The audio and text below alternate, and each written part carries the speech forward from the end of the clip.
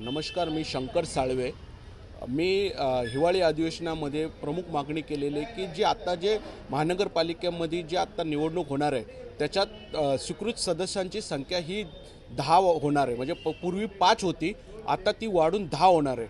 तर त्याच्यापैकी दिव्यांग प्रवर्गातील 3 सदस्य म्हणजे जे अस्थिव्यंग, अंध आणि कर्णबधिर यांच्या स्वीकृत सदस्य म्हणून नियुक्ती करण्यात यावी अशी मी माननीय मुख्यमंत्री आणि दोन्ही उपमुख्यमंत्री आणि प्रदेशाध्यक्ष रवींद्र चव्हाण साहेब यांना प्रत्यक्षात भेटून येणाऱ्या हिवाळी अधिवेशनामध्ये आमची ही मागणी पूर्ण करण्यात यावी अशी मी नम्र विनंती त्यांना केलेली आहे आणि सगळ्यांना मी ईमेलद्वारा माहिती म्हणजे दिलेली आहे.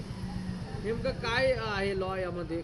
आमचा 2016चा कायदा सांगतो की अपंगांना समान संधी आणि समान हक्क हा मिळण्यात यावा आणि 2023ला माननीय त्यावेळेला मुख्यमंत्री एकनाथ शिंदे साहेब होते, त्यांनी हा GR काढलेला आहे की सदस्य वाढवण्यासंदर्भातला तो 2020 मार्च 2023ला काढण्यात आलेला आहे. तर त्या सदस्य वाढीमध्ये आमच्याही दिव्यांगाचा समावेश करण्यात यावा अशी मी प्रमुख मागणी त्यावेळेलाही मुख्यमंत्री यांना केली होती आणि आत्ताही जागतिक दिव्यांग दिन जो मागे गेला 3 डिसेंबरला त्यावेळेला ईमेलद्वारा मुख्यमंत्री, उपमुख्यमंत्री आणि आमचे जे दिव्यांग मंत्री अतुल सावे साहेब आणि आपले जे भाजपाचे प्रदेशाध्यक्ष रवींद्र चव्हाण साहेब यांना प्रत्यक्षात भेटून मी ही मागणी केलेली आहे. नाही झाली मागणी तर आपलं पुढचं काय पाऊल असतं? पुढचं पाऊल म्हणजे मी आपल्या लोकशाही मार्गाने उपोषण करेन, नाहीतर मला कोर्टाचा दरवाजा खटखटायला लागेल.